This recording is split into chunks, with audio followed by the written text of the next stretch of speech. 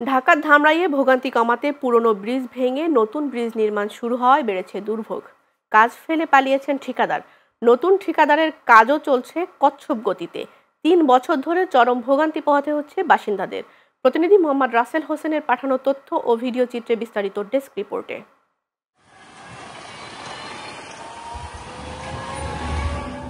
ধামরাইয়ে সুতিপাড়া ইউনিয়নের বেলিশ্বর এলাকায় ব্রিজ নির্মাণের কাজ শুরু হয়েছে ২০২২ সালের জুন মাসে। নির্মাণ কাজের শুরুতে কাজ বন্ধ করে পালিয়ে যান ঠিকাদার।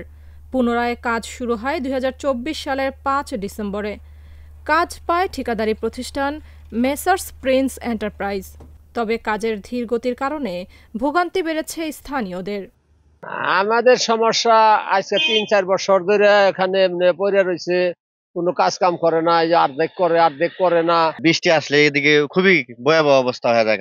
গাড়ি গুড়ি আসে, বড় বড় গাড়ি আটকে যায়, ওই কেরান দিয়ে বা বেকু দেয় না উঠাইতে হয়। যাতায়াতে অনেক সমস্যা হয়, গাড়ি যাতায়াত করতে সমস্যা, গাড়ি ব্যারিং যাইডা যায় উড়া যায়। অনেক বছর ধরে জিনিসটা খুব পেরায় আছে এই আমাদের বেলিশ্বর গ্রামটা।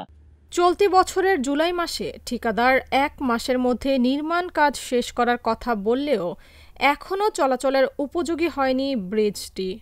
আমরা কাজটা শুরু করেছি আজ থেকে ৪ মাস আগে। বাস্তবায়ন সময়সীমাই দেওয়া থাকে ১.৫ থেকে ২ বছর। আমরা খুব অল্প সময়ে কাজ শেষ করতেছি এবং শেষ হয়ে যাবে। আগামী ১ মাসের মধ্যে আমরা স্ল্যাবের কাজ শেষ করে দেব।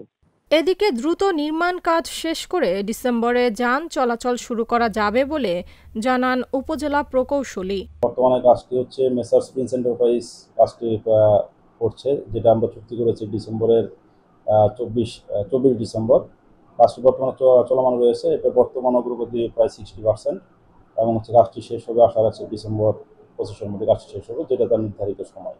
২৫ মিটার দৈর্ঘ্যের ব্রিজটি নির্মাণে ব্যয় হচ্ছে ১,৬৮,০০,০০০ টাকা।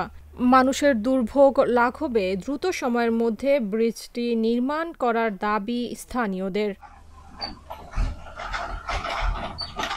Sumaiya Sumi, channel S news desk.